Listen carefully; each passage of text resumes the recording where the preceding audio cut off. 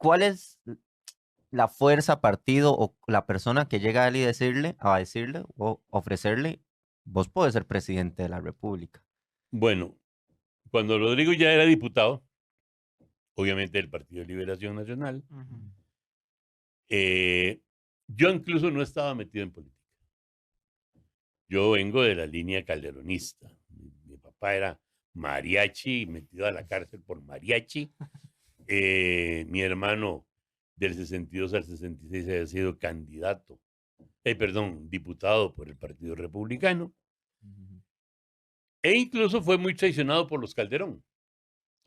Entonces yo, que era un estudiante universitario, dije, no, la política no me gusta. Ujú. Y me alejé. Es más, si ustedes ven el primer libro mío, que es Costa Rica y sus hechos políticos de 1948, don Teodoro Larte en el capítulo, en la introducción dice que una de mis ventajas para hacer ese libro en aquel momento, año 65 que empecé a hacerlo, era que yo no tenía partido político. Sí, Y en efecto era así, no quería saber. muy imparcial.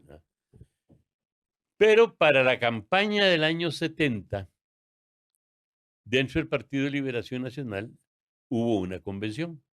Rodrigo, que se había destacado como líder ya por lo del INBU en la Asamblea Legislativa, un grupo de jóvenes del Partido de Liberación Nacional lo rodea y le ofrece que sea candidato a la presidencia, bueno, precandidato. ¿Quién era el candidato del frente? Figueres. ¿Qué era lo que esos jóvenes querían? Una figura nueva que se enfrentara al viejo líder. Ujú. Y Rodrigo tiene la valentía de enfrentarse a Figueres.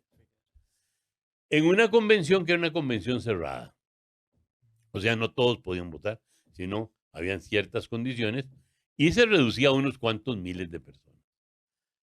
Todo el mundo creía que Rodrigo iba a salir, como se dice popularmente, majao de aquella. Pero resulta que empezó a tener éxito, y llegó un momento en que prácticamente las encuestas en aquel momento de la convención eh, llegó y señalaban casi que un empate entre los dos. Y ya en puertas de la convención, Figueres hizo una barbaridad. Y entonces dijo, bueno, si yo pierdo la convención, me salgo de Liberación y hago el Partido Socialdemócrata. Claro, eso sí ya era una amenaza Ujú. muy seria. Y aún así, Rodrigo sacó un 30% en aquella votación cerrada. Pero ya en ese momento Rodrigo se convenció que nada hacía en ese partido. Sin embargo, como él decía una vez, dijo, una, una convención se respeta hasta que termine el proceso. Y el proceso es cuando hay las elecciones nacionales. Después usted puede hacer lo que quiera. Ujú. Ese fue un consejo que me dio una vez. Y en efecto, pasada la convención, él apoya a Figueres, está con Figueres. Y pasado las elecciones, que las gana Figueres en el año 70, además imagínense que ya había pasado todo el tema del 24 de abril en el 69, la figura de Rodrigo se había hecho muy fuerte. Entonces él decide salirse de Liberación y empezar el proceso del partido Renovación Democrática. Yo me había ido a estudiar a España en el año 69 y precisamente en el 71 que yo regreso, ¿no? Rodrigo estaba empezando a organizar el partido. Y un día que me acuerdo que era un sábado en la tarde, que fui incluso con mi papá a comprar una madera ahí en el depósito del papá, estaba Rodrigo. Y mientras papá y don Mario hacían los negocios de la madera, Rodrigo me dice, vení, tengo que hablar con vos. Claro, yo lo conocía por la universidad, Claro. por la historia de instituciones. Y ya me empezó a lavar el coco, como dicen, mira, yo sé que vos no te metes en política, pero... Digo, bueno, voy a pensarlo. La verdad es que ya estaba decidido a apoyarlo porque sí me había gustado mucho esa actitud confrontativa con Figueres, al que no tengo yo precisamente en el pedestal que tiene todo el mundo. Ujú. Y lo tengo por razones. Algún día podemos hacer un programa sobre eso. Claro, con todo gusto.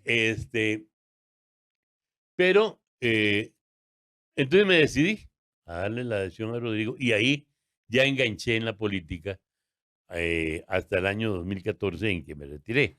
Pero con Rodrigo, ¿qué pasa? Que por supuesto que amistad me llevó a que, bueno, incluso en la siguiente asamblea del Partido de Renovación Democrática, a mí me nombraron presidente de la Asamblea Nacional Ideológica del partido y ya seguí ahí en la runfla de la campaña del 74, la campaña del 78, y me tocó vivir muy de cerca con él aquellos años. Especialmente un momento en que yo viví muy cerca de Rodrigo, para mí fue muy, muy importante, y fue después de la campaña del 74. Yo era decano de la Facultad de Ciencias de la Tierra y el Mar en la Universidad Nacional y había creado la Escuela de Geografía. Y precisamente en el año 74 necesitábamos un profesor de urbanismo. Y yo le dije, mira, Rodrigo, ¿por qué no me tomas esta cátedra? Porque pocas personas podían encontrar yo que supiera de urbanismo como Rodrigo. Y me dijo que sí, que solo tenía una condición. Y era que las clases fueran los viernes después de las 5 de la tarde para venirse el de la finca que tenía en el sur, llegar a tiempo a dar la clase. Bueno, en efecto, le acomodamos las lecciones los viernes a las 6 de la tarde. Sí, Rodrigo. Y eso para mí fue muy, muy valioso, la verdad. Llegaba a la oficina mía como decano a eso de las 4:30 de la tarde, una cosa así, a tomarse un cafecito. Pero además, a que le prestara el baño. ¿Por qué? Porque él llegaba con traje, ropa de trabajo. Ahí se cambiaba la guayabera, se ponía otro pantalón y se preparaba para ir a la clase. Pero entonces, durante un año, yo todos los viernes me senté 1 hora a conversar con don Rodrigo Carazo. ¿De qué? De la realidad nacional, de la situación política, de cómo se iba haciendo la coalición, qué se podía hacer. Es decir, una elección política que, le soy sincero, muy poca gente ha podido tener en este país. De sentarse 1 hora por semana a hablar con Rodrigo Carazo, me lo envidia, tenga seguridad, mucha gente. Y eran dos amigos conversando. Entonces, yo pude ver y conocer detalles de los esfuerzos que después del 74 él estaba haciendo para lograr la coalición unidad, porque sí estaba convencido que a liberación desunidos no se podía llegar.